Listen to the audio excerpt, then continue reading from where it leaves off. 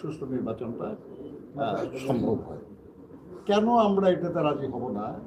যে নির্বাচনের জন্য আমাদের সাথীরা জীবন দিয়েছে, দীর্ঘ 16 বছর অবিরাম লড়াই করেছি আমরা, এবং আমাদের অনেক সাথী গুম হয়েছে, খুন হয়েছে, লক্ষ লক্ষ নেতাকর্মী আমাদের মিথ্যা মামলায় শিকার হয়েছে, জেল খেটেছে, হয়রানির শিকার হয়েছে, এবং শেষ পর্যন্ত 24-এর ছাত্র শ্রমিক গণঅভ্যুত্থানের মাধ্যমে আমরা একটা বিজয়ের একটা অংশ অর্জন করেছি।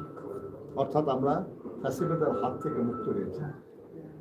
যে এক দফা দাবিতে আমরা আন্দোলন করছিলাম, সেটার পূর্ণ হবে তখনই যখন আমাদের দেশে গণতন্ত্র পুনঃপ্রতিষ্ঠা হবে।